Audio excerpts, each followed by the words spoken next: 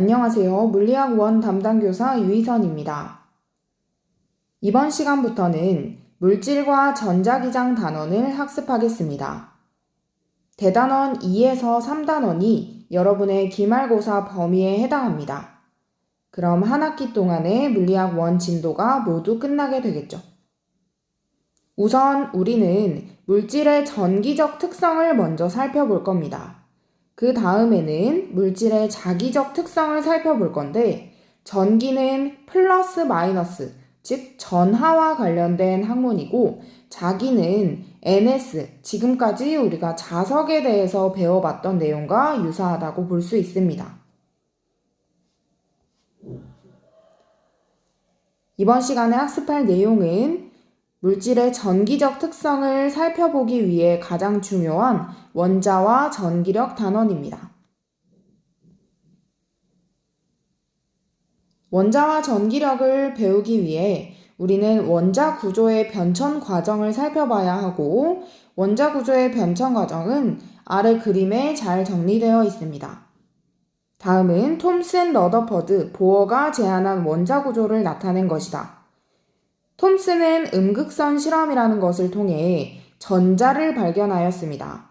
그리고 러더퍼드는 알파 입자 산란 실험을 통해 원자 핵을 발견하였습니다.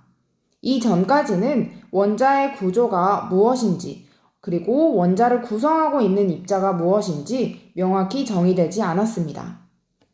자, 우선 톰슨 그림부터 보면 톰슨은 전자를 발견했다고 했는데 원자핵은 아직 발견이 되지 않은 상태고, 플러스 전하의 바다에 전자가 있음, 이렇게만 얘기를 하고 있었습니다. 이때도 원자가 플러스 마이너스로 동시에 구성되어 있다라는 정도는 알고 있었던 거겠죠. 어쨌든 이 전자라는 것이 입자라는 것으로 발견되었습니다.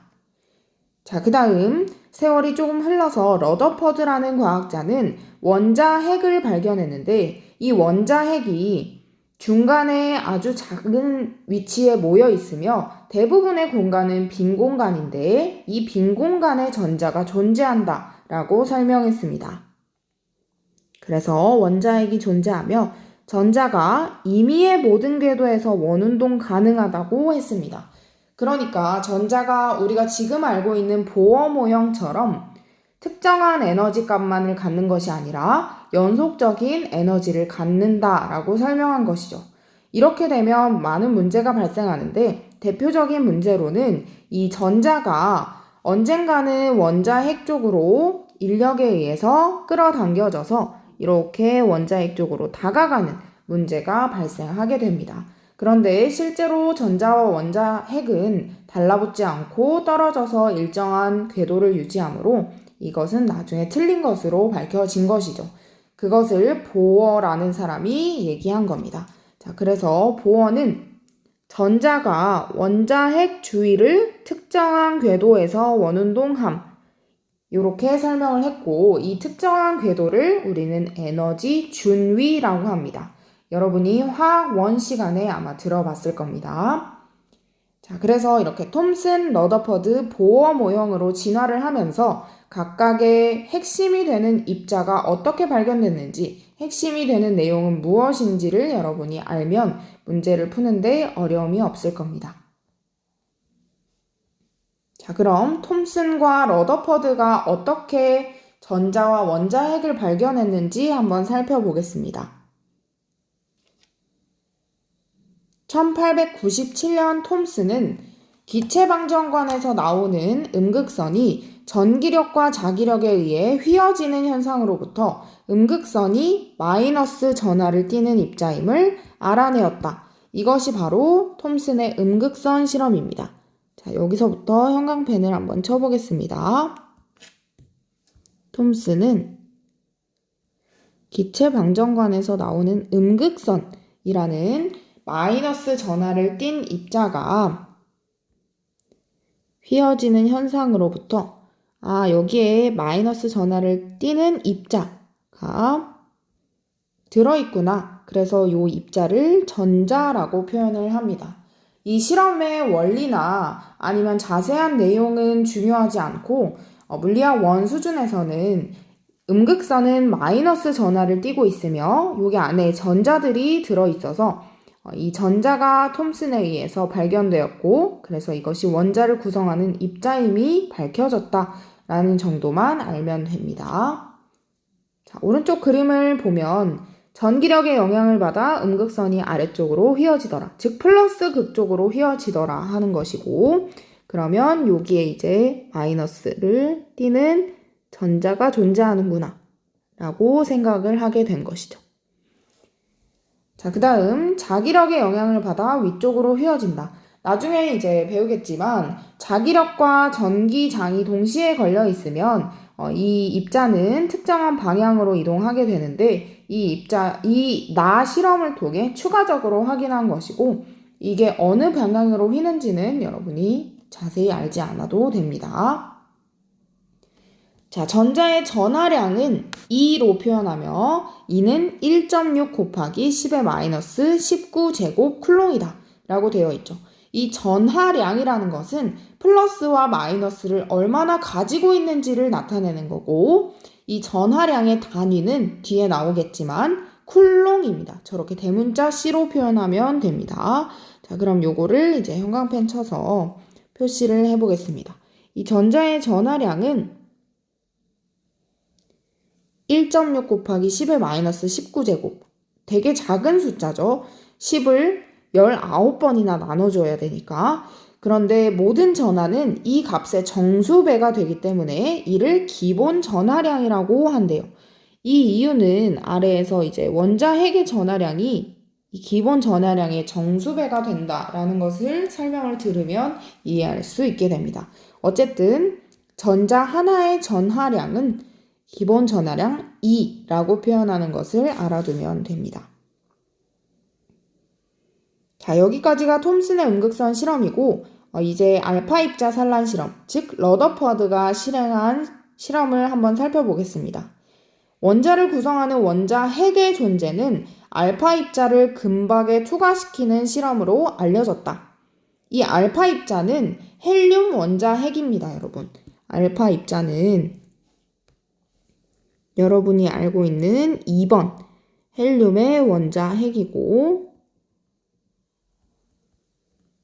이것도 그렇게 크게 중요하지는 않습니다. 그런데 나중에 이제 여러분들이 전자기파를 학습할 때 뭐 알파선, 감마선 이런 거 할 때 잠깐 다루게 됩니다. 헬륨 원자 핵을 알파 입자라고 합니다. 헬륨 원자 핵은 여러분 어떻게 생겼죠? 양성자가 2개가 이렇게 붙어 있고 중성자가 2개 붙어 있는 요거를 알파 입자라고 한다는 겁니다.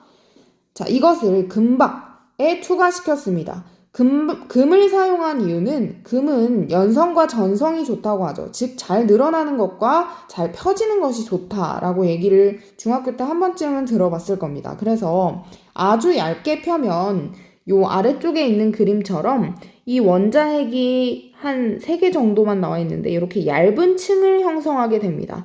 그래서 금을 사용하는 것이고 다른 입자를 사용하게 되면 여기 이렇게 원자가 막 겹쳐져 있으니까 이렇게 알파 입자를 쏘더라도 얘가 정확한 실험 결과를 나타내주기가 어렵겠죠. 즉 원자를 구성하는 입자를 분석하는데 매우 어렵다는 것입니다.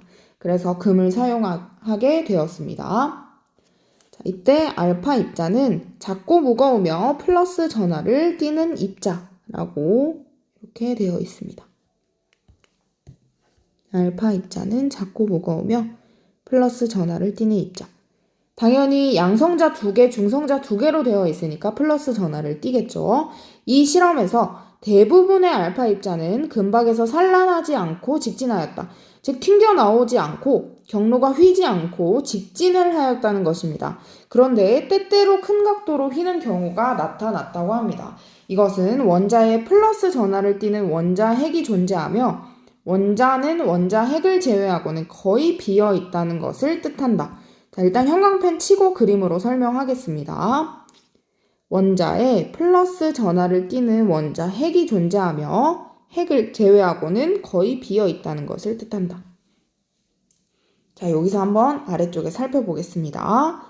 요 납상자에서 알파 입자라는 것이 나오는데 알파 입자는 아까 플러스 입자라고 했죠.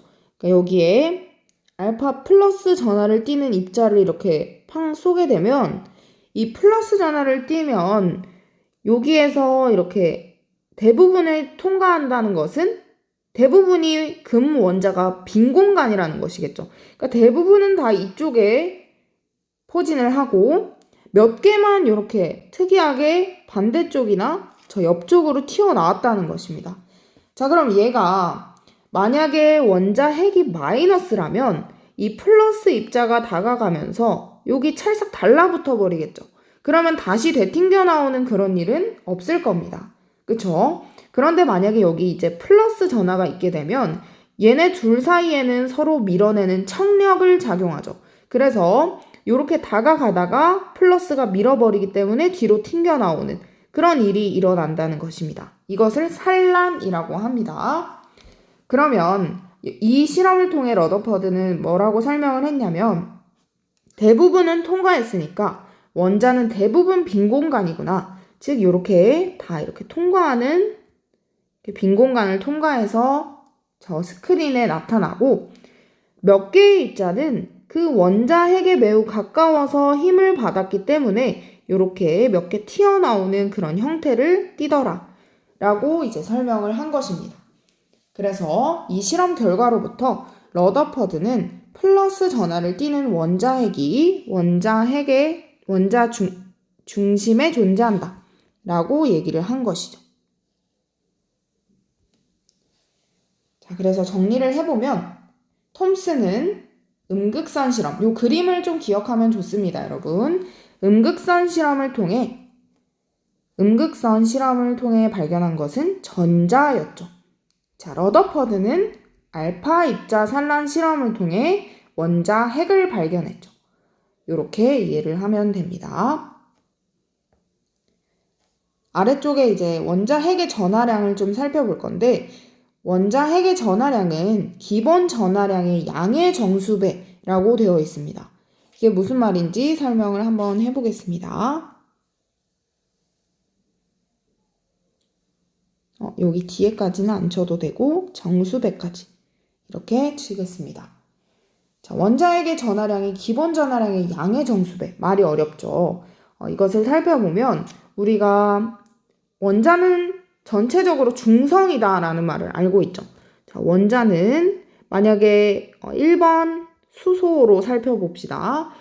수소는 양성자 하나에 주위에 전자 한 개가 돌고 있는 그런 형태죠. 궤도는 그리지 않겠습니다. 자, 그런데 아까 전자 하나의 전하량이 얼마라고 했죠? 2라고 했는데 여기에 정확히 얘기하면 마이너스를 붙여주어야 합니다. 그러니까 전자는 마이너스 전하를 띠고 있기 때문에 결국엔 마이너스 1.6 곱하기 10의 마이너스 19승 쿨롱 이렇게 전하량을 가지게 됩니다.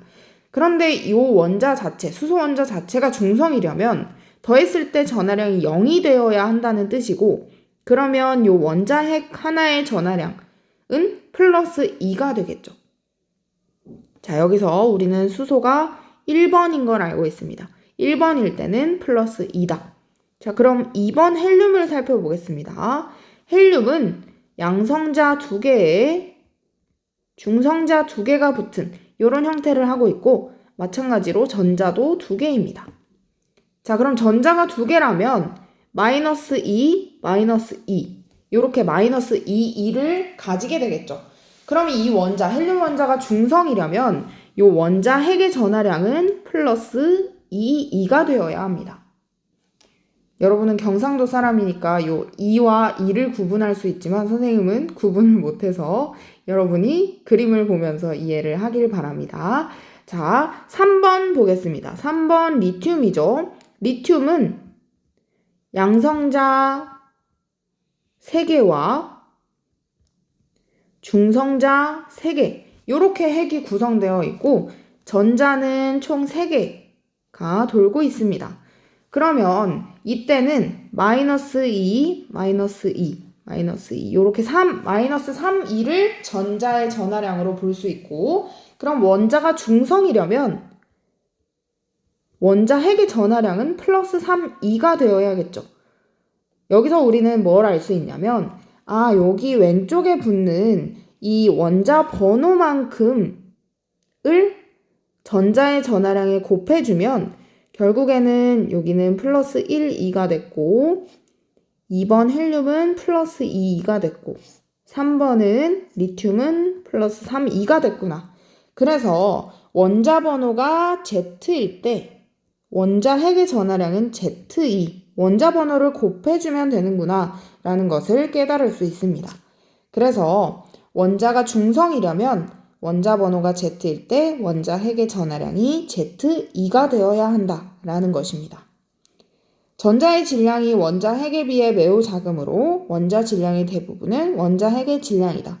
자, 전하량은 저렇게 구할 수 있고 질량을 살펴봤을 때는 전자의 질량이 원자 핵의 질량에 비해 매우 작다는 것.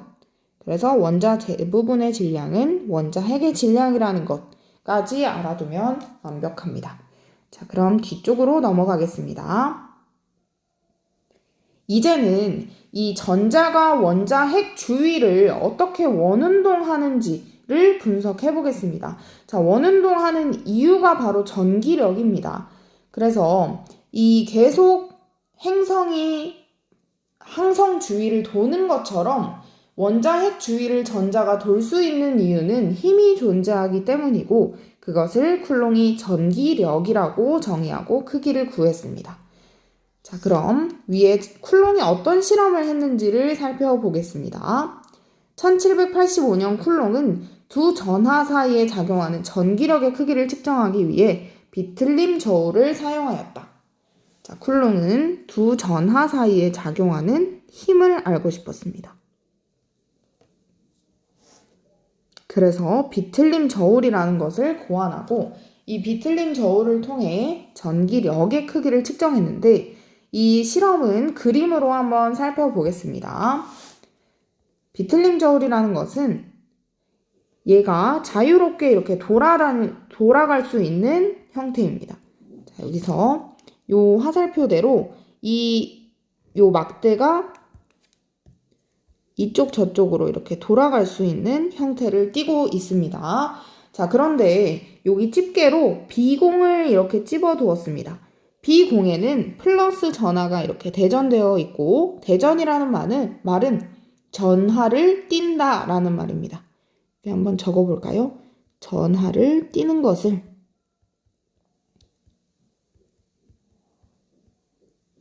대전이라고 합니다. 자, 그럼 B공에 플러스 전하를 대전시켜서 저렇게 매달아 놓고 A공에는 임의의 모르는 전하량을 대전시켜서 둡니다. 자, 그럼 A에 플러스가 1개 있을 때와 플러스가 4개 있을 때 요 막대가 돌아가는 정도가 다르겠죠. 그 막대가 돌아가는 정도를 여기 위에 눈금이 새겨진 원판에서 각도를 잴 수 있고 그 각도를 이용해서 이 전기력의 크기를 측정할 수 있는 것입니다. 즉, 여기에 전하량이 크면 클수록 여기 A에 대전된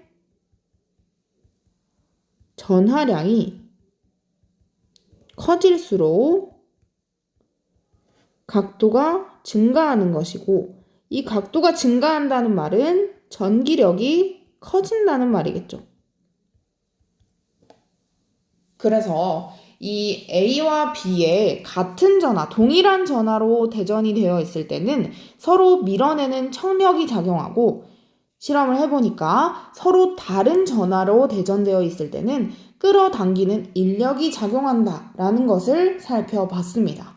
이 균형추는 얘가 요렇게 막대가 일정한 각도로만 돌아가게 회전을 하려면 오른쪽에 A와 동일한 무게를 가진 균형추를 매달아 놔야 얘가 이쪽 저쪽으로만 움직이고 이렇게 막 회전하는 그런 일은 일어나지 않겠죠. 그래서 균형추를 매달아 놓고 한 면을 일정하게 회전하도록 설계를 한 것입니다. 그런데 이것도 마찬가지로 실험의 내용이 중요하게 다뤄지거나 모의고사에 출제된 적이 한 번도 없습니다. 그래서 여러분들이 기억해야 할 중요한 내용은 요 아래서부터 나오는 내용입니다. 쿨롱은 비틀림 저울 실험을 통해 두 전하 사이에는 각각의 전하의 곱에 비례하고 거리의 제곱에 반비례하는 전기력이 작용한다는 것을 알아냈다. 요게 중요한 것입니다. 이게 바로 쿨롱 법칙입니다.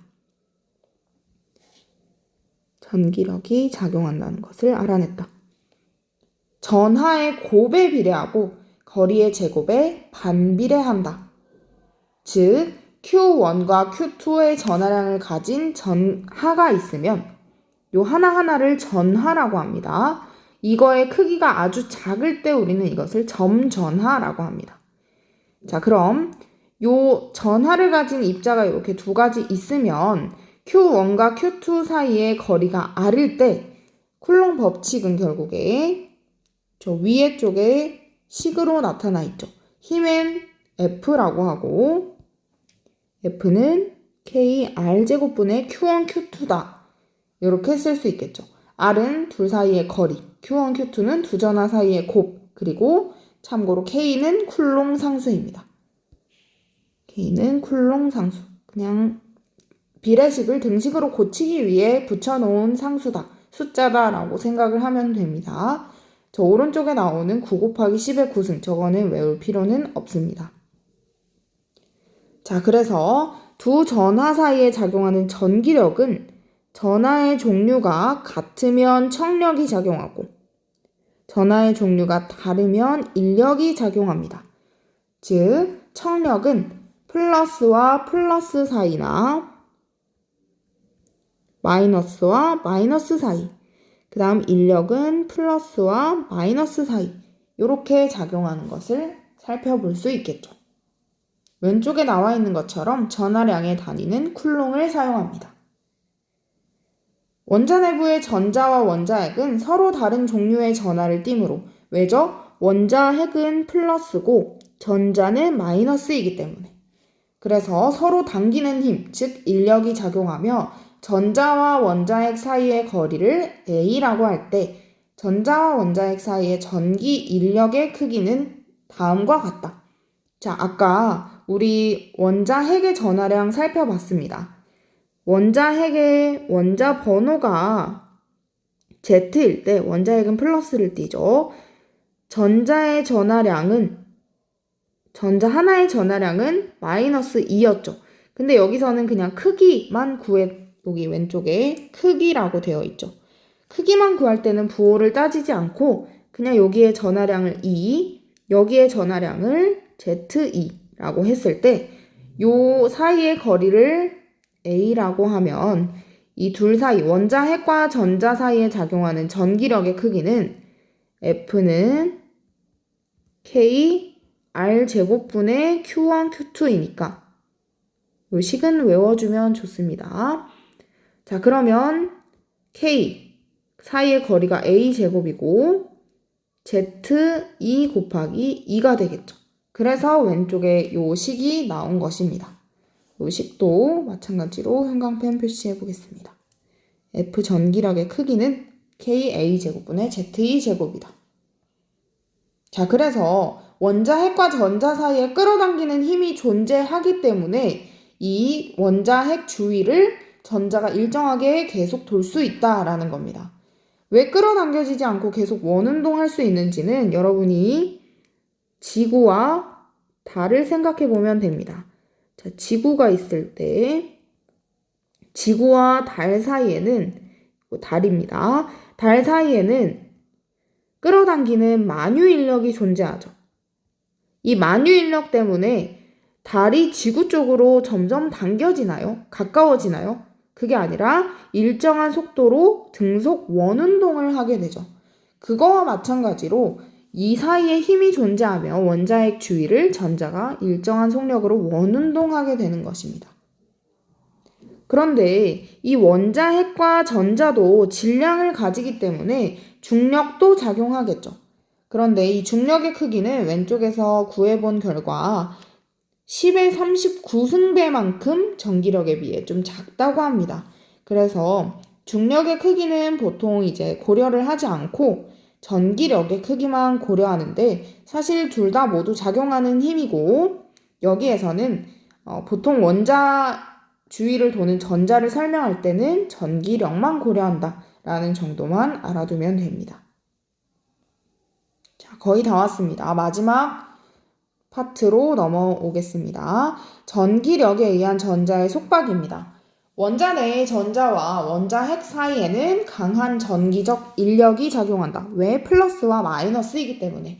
이 전기적 인력은 전자를 원자 내에 묶어두는 역할을 한다. 라고 여기에 형광펜 쳐보겠습니다. 전기적 인력은 전자를 원자 내에 묶어두는 역할을 한다. 이것은 행성이 중력에 의해 태양계에 속박된 것과 그 원리가 비슷하다. 속박이라는 말은 벗어나지 못하고 구속되어 있다라는 뜻이죠. 전기력에 의해 원자에 속박된 전자는 원자핵을 중심으로 깊은 깔때기에서 벗어나지 못하고 운동하는 것에 비유할 수 있다. 자, 여기 살펴보면 원자핵으로부터 무한히 먼 곳에 정지해 있는 전자의 역학적 에너지. 자, 여기가 무한대의 궤도라고 해봅시다.